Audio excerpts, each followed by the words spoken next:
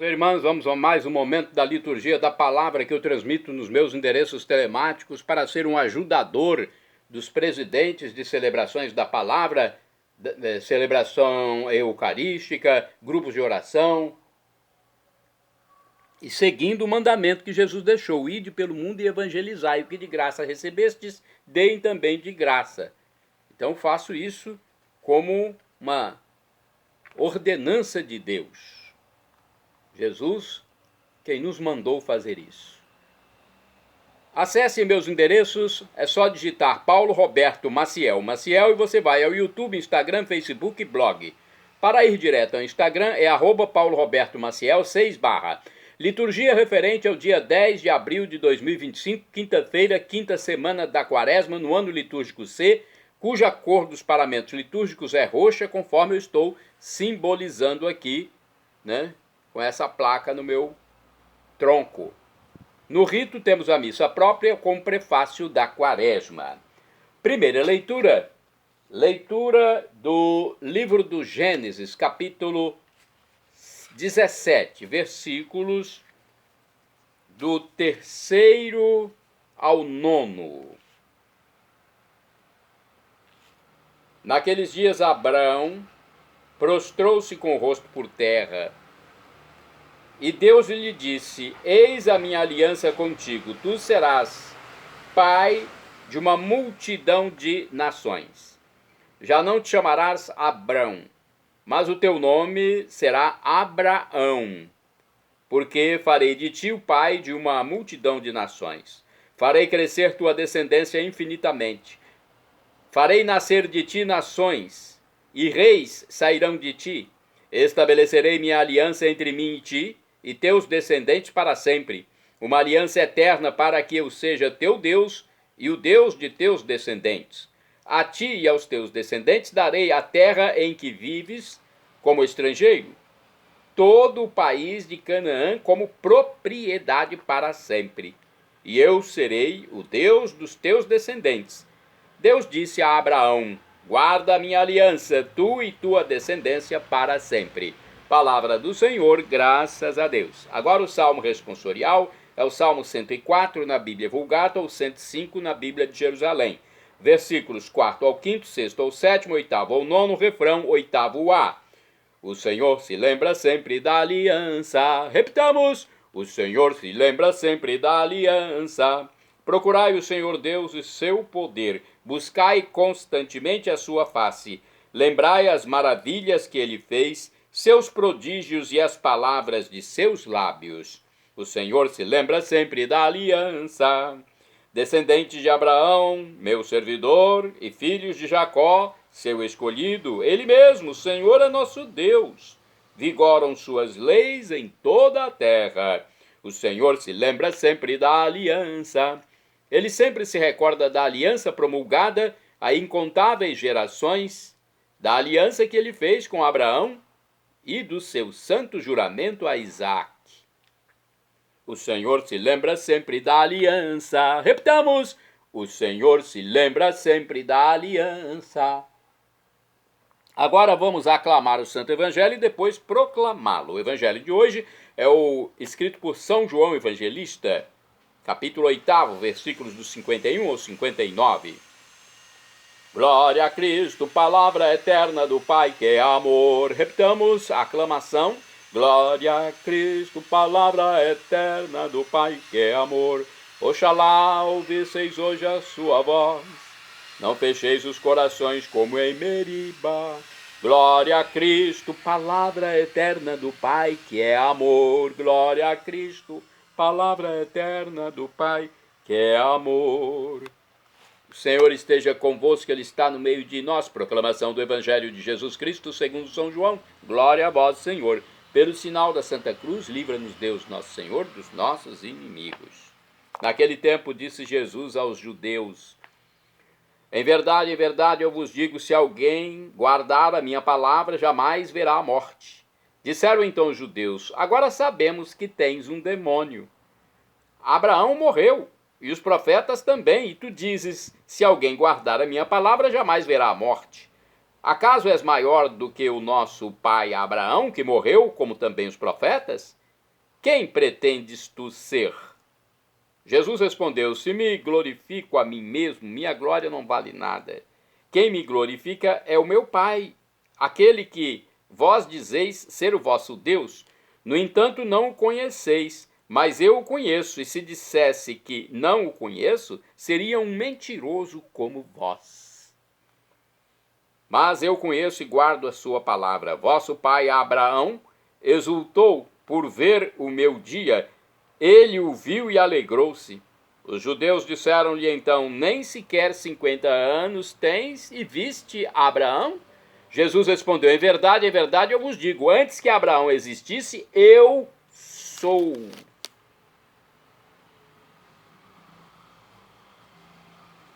Então eles pegaram em pedras para apedrejar Jesus, mas ele escondeu-se e saiu do templo. Palavra da salvação, glória a vós, Senhor.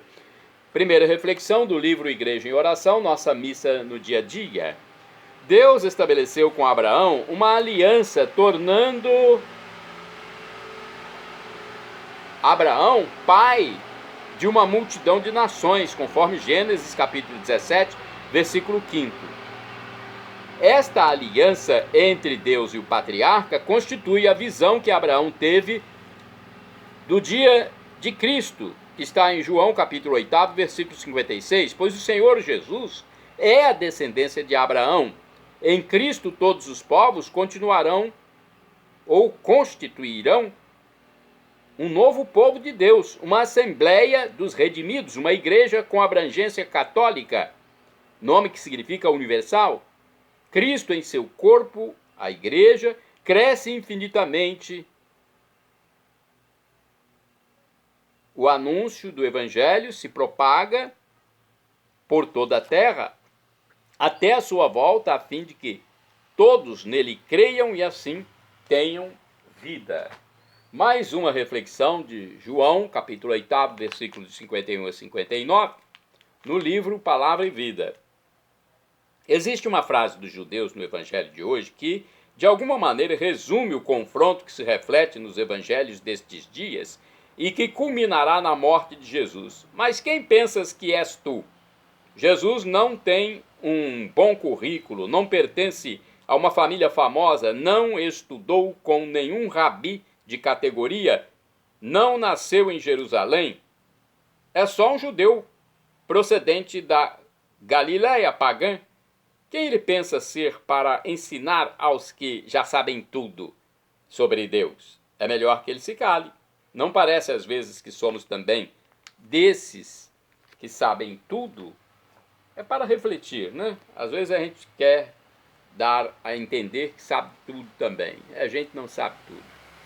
Mais uma reflexão do livro Dia a Dia com o Evangelho sobre João, capítulo 8, versículos de 51 e 59. Abraão é o primeiro elo de uma corrente que se estende ao longo da história da salvação. É o plano salvífico de Deus para nós. A economia da salvação. História que tem como centro e ponto de chegada a pessoa de Jesus Cristo. Abraão esperava a manifestação plena da vida. E isso só acontece com a presença e a prática de Jesus. Como as autoridades não aceitam a vida que Jesus oferece, planejam eliminá-lo. Para escândalo de seus conterrâneos, Jesus afirma: antes que Abraão existisse, eu sou. Eu sou, recorda o nome Javé, Yavé, com que Deus se deu a conhecer a Moisés por ocasião da libertação do Egito. Jesus assume esse nome por ser o Filho de Deus que revela de modo pleno o projeto do Pai. Não comprometidos com Jesus, os chefes recolhem pedras para atacá-lo. Ameaçado de morte, Jesus se retira do templo e se esconde. Hoje, como sempre, muitas pessoas são ameaçadas de morte. Por quê? Bem, agora vamos aos santos do dia, porque os santos, muitos deles morreram por Jesus Cristo, por isso são mártires. É o caso de São Terêncio e companheiros mártires, mais ou menos morreram no ano 250, são santos do dia 10 de abril. Na perseguição do imperador Décio, sofreram cruéis tormentos e foram decapitados por praticarem a fé em Cristo Jesus. Santo do dia 10 de abril, São Paládio, bispo, faleceu em 658, abade do mosteiro de Saint-Germain, eleito bispo de Auxerre, França, participou de vários concílios. Paládio empenhou-se em renovar a disciplina eclesiástica. Santo do dia 10 de abril é São Beda, o jovem monge. Faleceu mais ou menos no ano 883, depois de servir ao imperador Carlos Magno durante 45 anos, passou o resto de sua vida num mosteiro em Veneza, na Itália. Santo do dia 10 de abril é São Fulberto, bispo, faleceu em 1029, promoveu a devoção à Virgem Maria como Rainha da Misericórdia. Santo do dia 10 de abril, São Miguel dos Santos, presbítero, que é o sinônimo de padre, faleceu em 1625, foi um sacerdote espanhol da Ordem da Santíssima Trindade, favorecido por frequentes êxtases e visões. Beato do dia 10 de abril, beato é bem-aventurado, faltando um degrau para ser canonizado. Antônio Neirot, padre e mártir, faleceu em 1460. Beato Antônio Neirot foi frade dominicano que, levado preso para a África, caiu na apostasia. Arrependido, retomou o hábito religioso e, numa quinta-feira da ceia do Senhor, professou publicamente a sua fé. Novamente capturado, expiou, ou seja, sofreu a precedente culpa, apedrejado até a morte.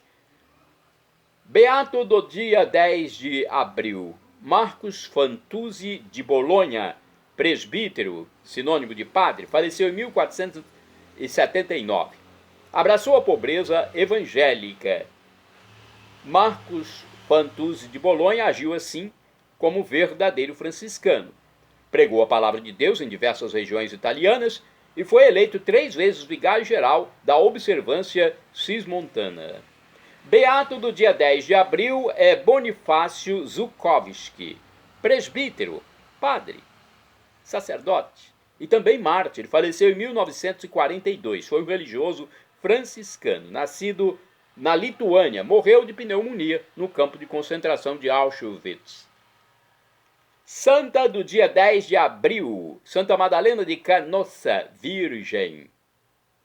Faleceu em 1835. Renunciou às riquezas para seguir a Cristo Jesus e fundou em Verona os Institutos das Filhas e dos Filhos da Caridade. De acordo com o site do Vaticano, Madalena Gabriela, fundadora das Filhas da Caridade, era muito determinada em fazer a vontade de Deus na sua vida, a ponto de receber o apelido de Napoleão de Saia. Contrária ao rigorismo, pedia às suas religiosas para viver com alegria e simplicidade. Madalena Gabriela de Canossa nasceu em 1º de março de 1774, no Palácio de Verona, na Itália, que pertencia à sua família. Com apenas 5 anos, ficou órfã do pai. 2 anos depois, foi abandonada pela mãe, que recasou com o Marquês Zenetti de Mantua.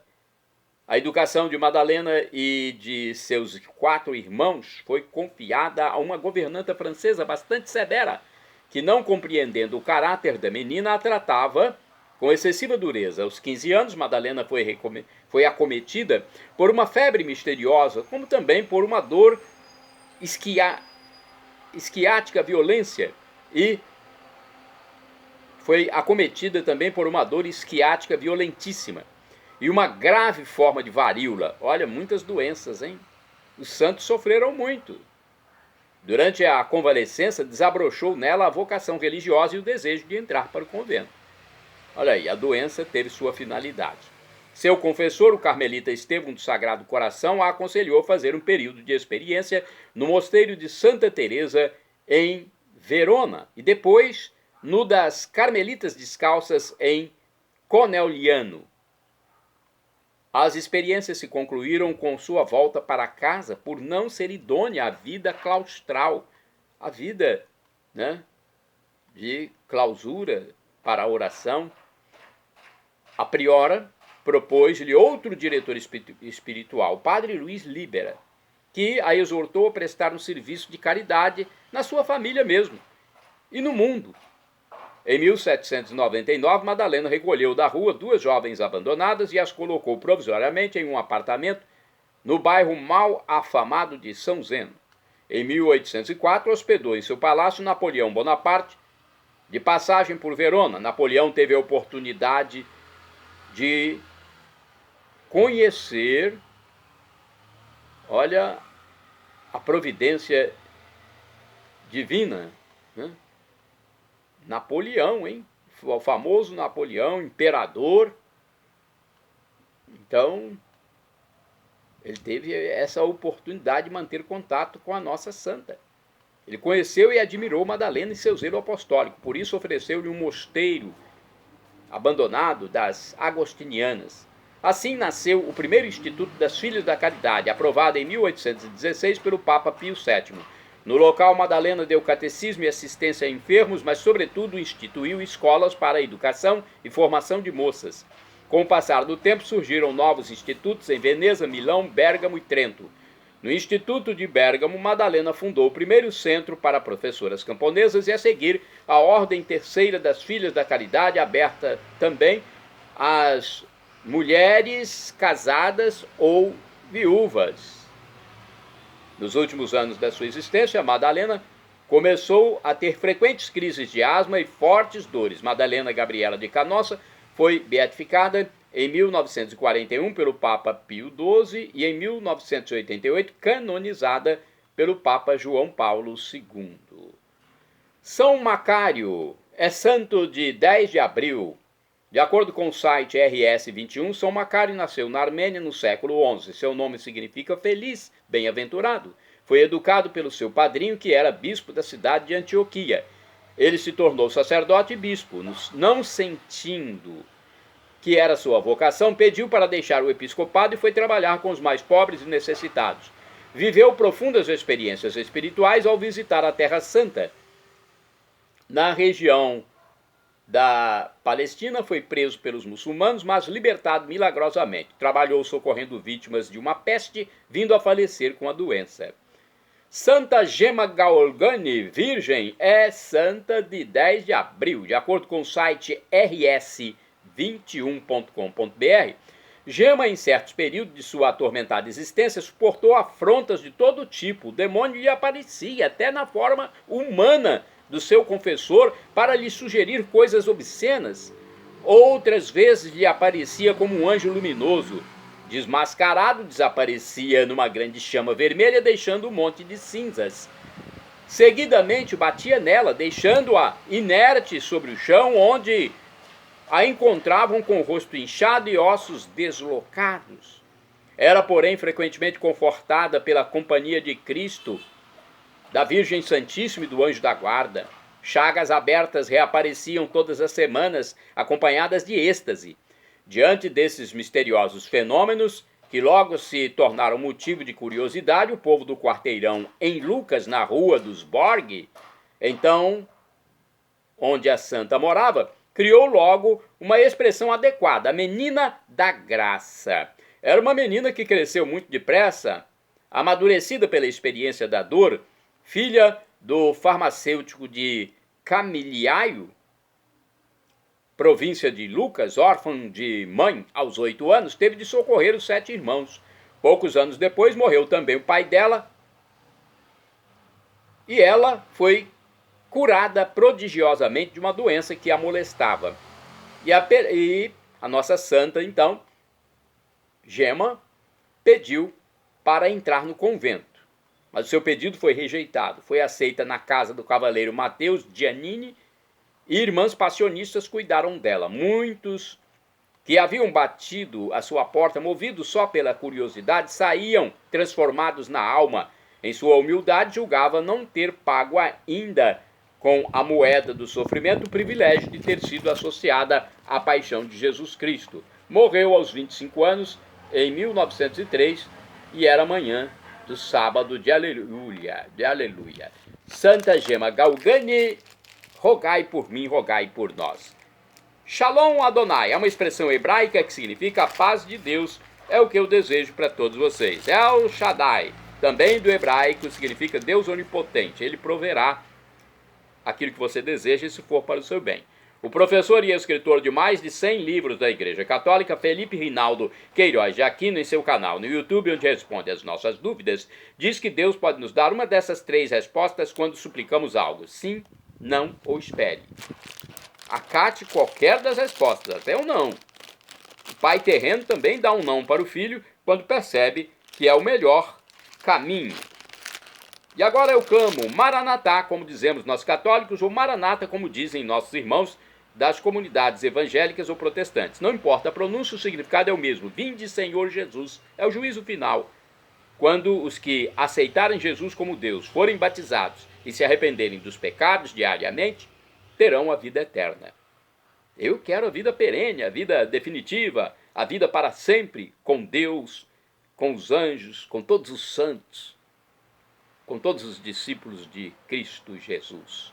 Perdão, Senhor, pelos meus pecados passados, presentes, futuros, físicos, espirituais, pecados do pensamento, palavras, atos, omissões, e me dê a vida eterna. Meu Jesus, eu quero a vida eterna convosco. Acesse @PauloRobertoMaciel 6/ no Instagram. Endereço geral, Paulo Roberto Maciel, para ir também ao blog, YouTube, Facebook.